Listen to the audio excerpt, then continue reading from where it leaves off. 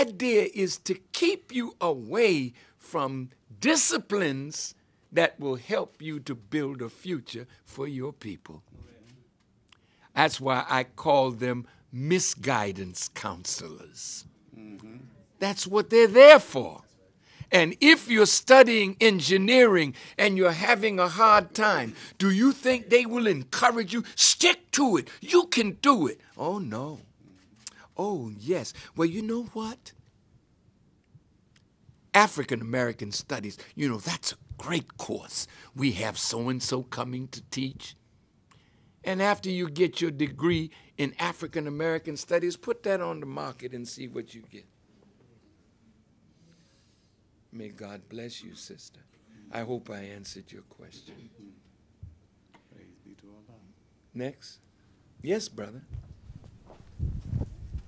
Stand up and identify yourself. What school you attend. How you doing, sir? Minister. I'm doing better. I'm looking at you. First, I would like to thank you for coming this evening. And I see, as you said, you come, heavily guarded or so. And I say this because I'm going to say exactly what I'm about to do. I'm about to, commit an action, and I just don't want any of the brothers to think I'm going to do anything wrong. And I just wanted to hand you one of my business cards before I ask the question, if that's okay with you. Sure. All right. They weren't going to disturb you, brother. Okay. My name is Chinedu Nwakafor, and I attend Morgan State University. I'm currently a junior. And before I get into my question, I will say a comment. You did strike very, very good points inside of me. Made me really excited today. And I guess it's sometimes it's a bad thing to have a preconceived notion before you meet someone, because you never know what you will learn. And you did say, why would they, set these people to say things about me and they don't know me? And it's like you said about, Jesus, like when they presented Jesus to the Sanhedrin and everyone pretended as if no one knew who he was. It's the fear of what could be, not what is or what has been, but what could be. And I believe that maybe the words that you have, or the words that you said, or the words that you can say or will say are so powerful that, in this country and worldwide, we would pay any amount to shut that down before we would spend any amount to bring it up. So I think that's why. It's not that your words aren't powerful or inspirational. It's that they fear everything that you are and everything that you could be and will be. But my question today is, the diaspora of African Americans in America is, we're growing exponentially. And you named Barack Obama, you named Malcolm X, and I'm going to name you, Minister Louis Farrakhan.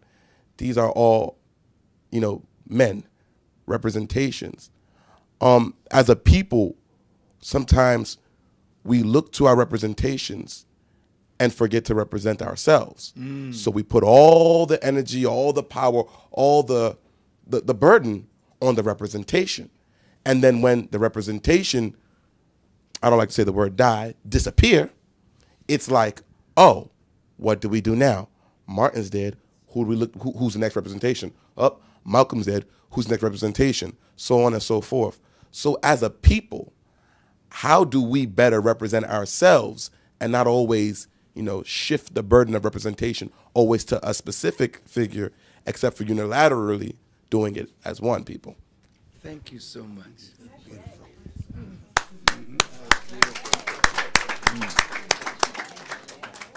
I got chills, brother. Our future is safe with men like you. I thank God for your question, and I thank God for you. I want to address the fear factor first. A liar will always fear the coming of truth. I want you to think about that.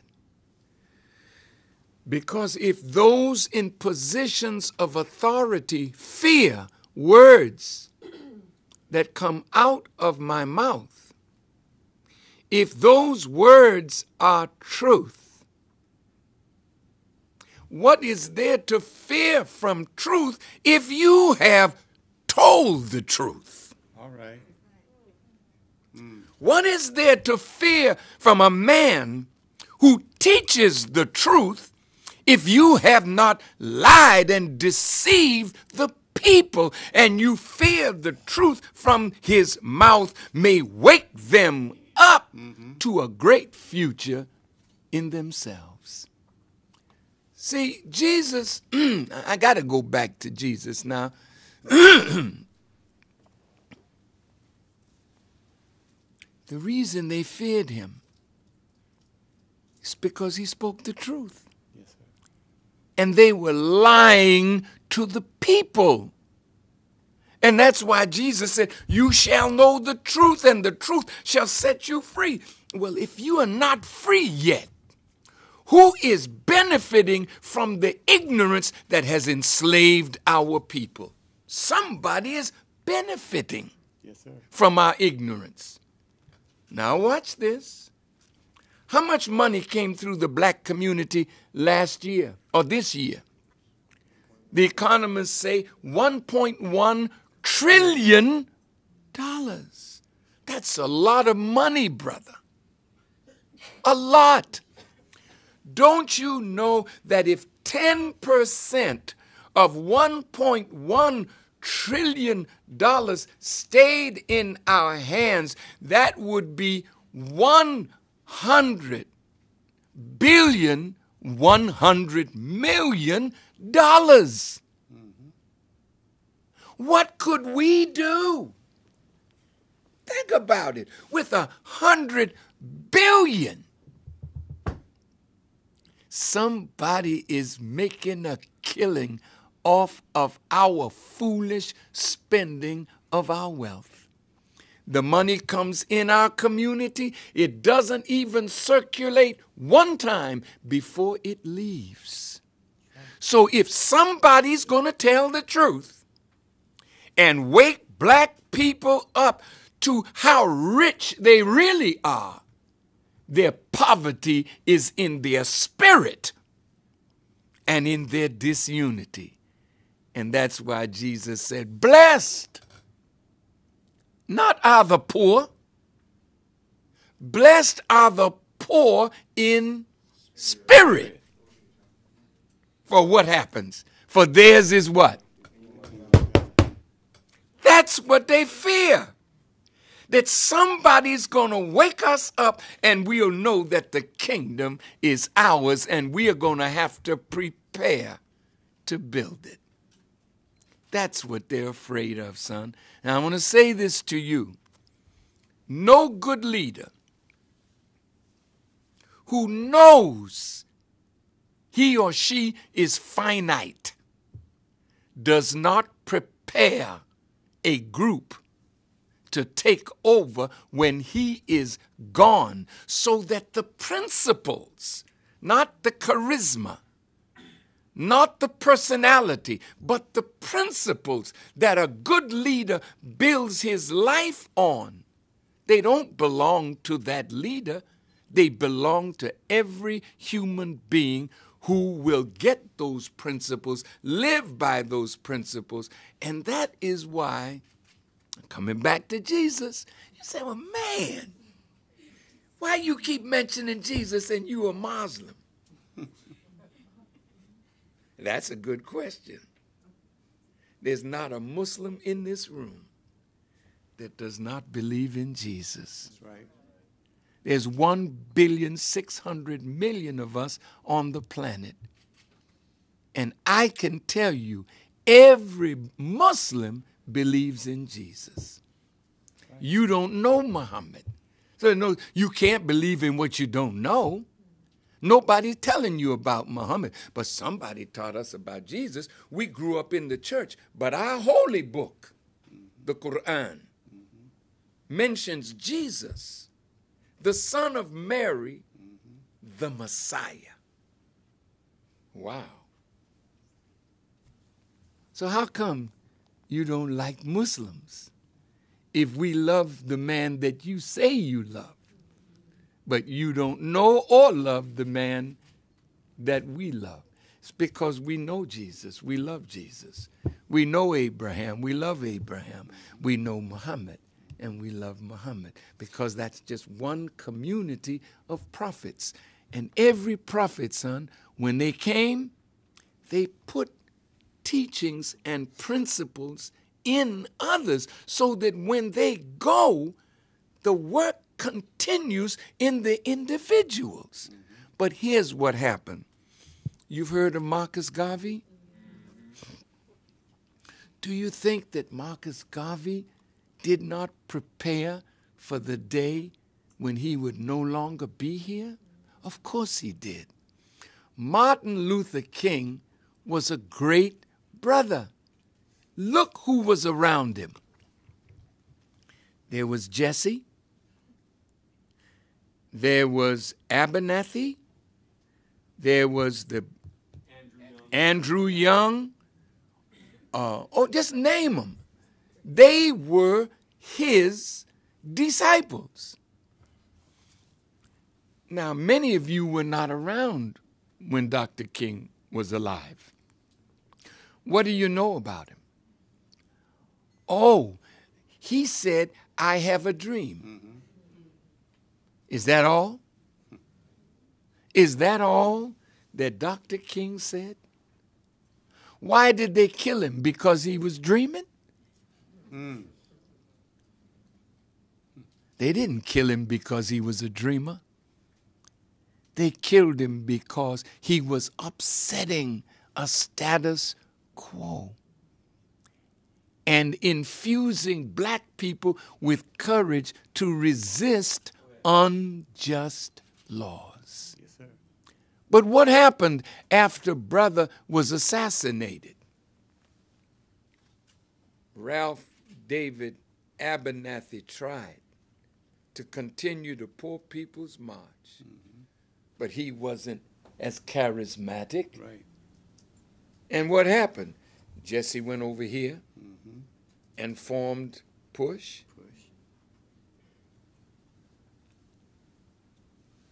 Brother Andrew Young became UN ambassador. Come on. They started offering us things that take us away from movement. Right. So when you go away from the movement dies.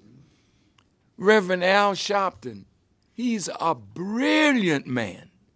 I met him when he was just a teenager. Now, of course, he's on television.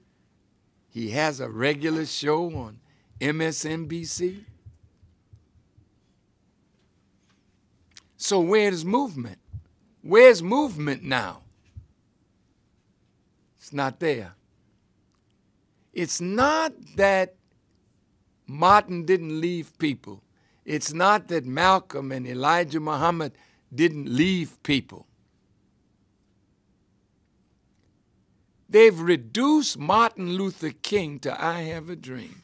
That's right. If you would go and look at that man's speeches and watch his evolutionary development, you would see that he was moving toward a goal, and just before he died, Harry Belafonte was with him, and he was in a very melancholy spirit. The rest of the disciples, they were enjoying themselves, and Harry Belafonte went to Dr. King and said, Dr. King, you know, why are you so melancholy? And according to Harry Belafonte, and other witnesses said the same, Martin Luther King said, I fear that I am integrating my people into a burning house. Yes, sir. So now, the great leader of civil rights, he's a dreamer. Malcolm, they reduced him to a slogan, by any means necessary. What did Malcolm teach that got him assassinated? See, Elijah Muhammad was Malcolm's teacher, and my teacher. That's right. Elijah Muhammad is off the scene, but he's very present because he had a student That's right. that loved him enough to root myself in the principles that made him a great teacher and a great leader. You don't need to keep on looking to a man that's dead. But Jesus said it perfect. Boy, I keep coming back to the master. Go ahead. Listen to these words, brother. He was getting ready to go, and they were having their Last Supper. He knew he was about to be betrayed.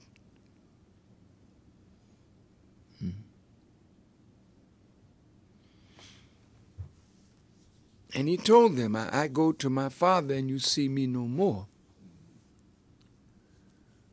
But at that Last Supper, he took some bread. He had the loaf. The disciples had no bread. He broke the bread and gave it to each one of them. He said, eat this. In what? Remembrance of me. That's so beautiful. And likewise, after supper, he took the cup. And he said, this is my blood, boy, that I shed for the New Testament, for the kingdom. Huh? Drink this as oft as you can in what? Remembrance of me. Now, if the book says man cannot live by bread alone, but by every word that proceedeth from the mouth of God, then what was Jesus telling them? Here's my word. Feed on it in your heart. Boy, that's something. And when you feed on the word that I'm giving my life for, I will be in you. Oh, man. And then after supper, he took a cup. No man drinks blood. It's forbidden. But blood is the life fluid of every living creature. What he was telling them is, if you follow my word and follow the life that I lived, my example, I will be with you to the end of the world. So you don't need to look for another leader. He's right inside you. That's right. Prophet Muhammad said the same thing. If you follow this Quran, which is the word, and my sunnah, my example, you'll never go astray. So death has to come to all of us. That's why I said to you, I'm going down into the valley of death. I want to talk to you. Yes, sir. I want to put something in your head, hopefully in your heart, that if I never see you again, those words will come back up. You can reach up for God. He'll never leave you if you study who you are, what you are. Then you can say like David, the Lord is my shepherd. I shall not want. And when I heard you talking, my dear brother, Mr. Chinedu, Wakifo. That's a beautiful African name. Are your parents from here or from there? From there. What part of Africa? Nigeria. Nigeria. I spent time there, son. Had a great time in Nigeria teaching. You weren't born, maybe. Abacha named a street for me where the American embassy is. I'm sure they changed it.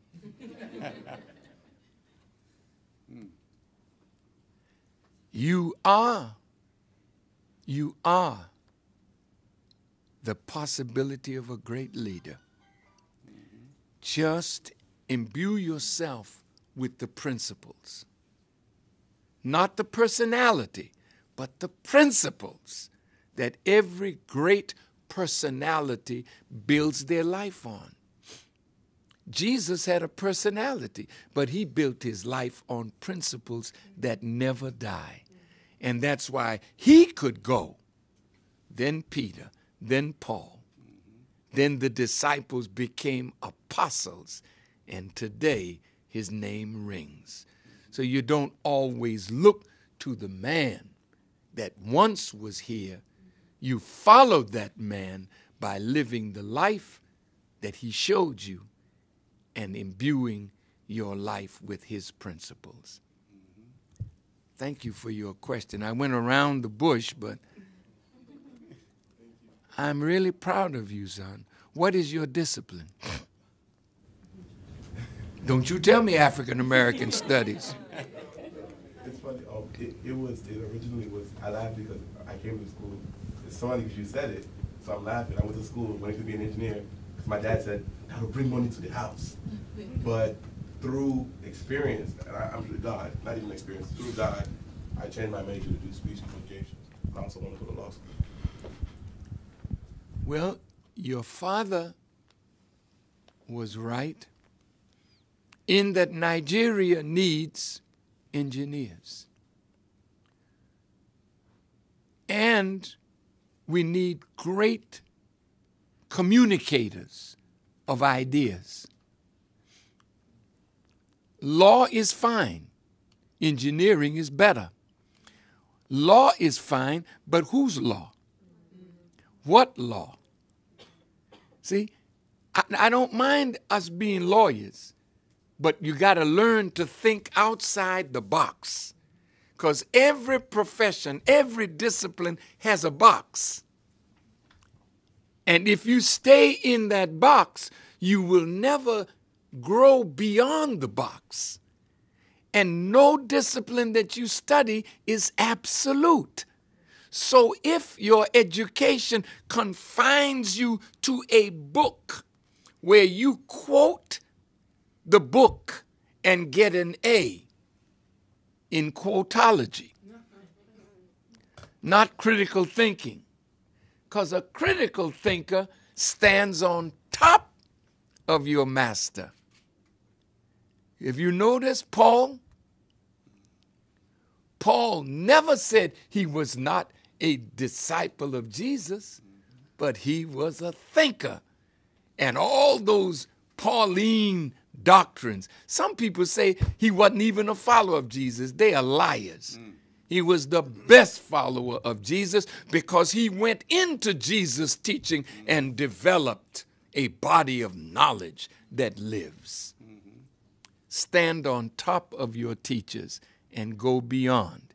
I pray that you be a good engineer, but Daddy, he might have said, good son, be an engineer because that will bring money. Well, that's the education of this world. It's about money, not service. But Africa needs engineers. I was just talking with someone who may run for the presidency of a certain African country. The country that she represents is rich with oil and gold and diamonds and rubber. Once they discovered oil, who came?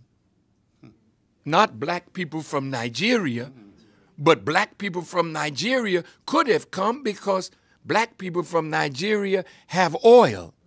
But it's white folks running it. I don't know how much we know about how to extract it. My teacher said it's one thing to know that iron ore is in the earth. It's another thing entirely to extract it out of the earth and put it into the service of self and others. So to know that you have oil, then Chevron comes, BP comes, Amoco and Shell come, and then China comes, and Russia comes, and black folk are doing this.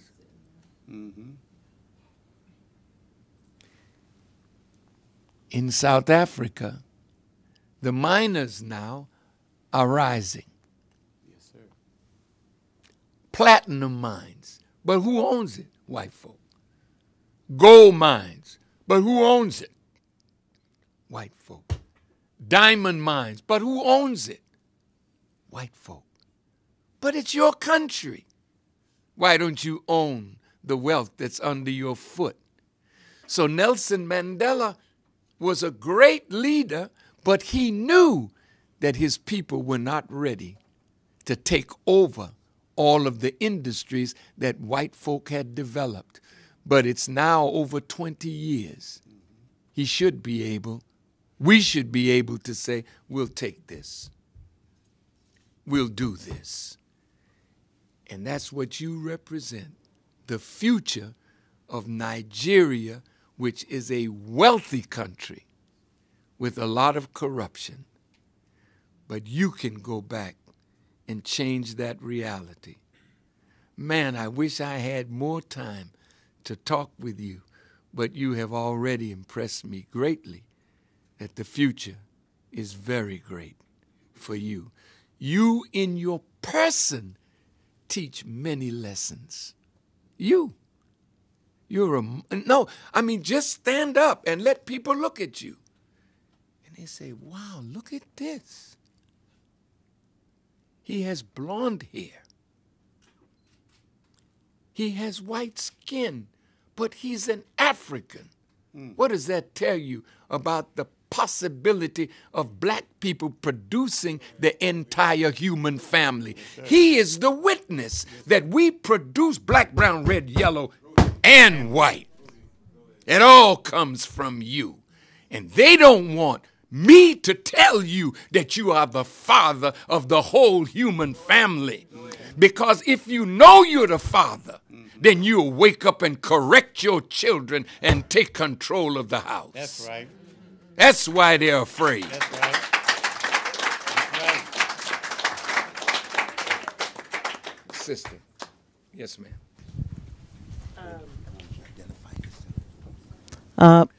This is going to be the last question, unfortunately. All right, brother. You'll be the last. Oh, God. Okay, you know there's always going to be more questions. Okay. I'm sorry? All right, sir. Tell me what the problem is, and you give me your question, and you give me yours, and I'll try to combine it all. Yes, sir. Brother, you. So, okay. Okay. Okay, but this is actually a good question to combine. I'm Regina Davis. I'm visiting here from Oakland, California as an invited speaker, and by Het Haru. And my discipline is architecture. And one of the reasons why I was interested in coming is because I'm impressed that students are finally seeing the value and also the threat to historically black colleges.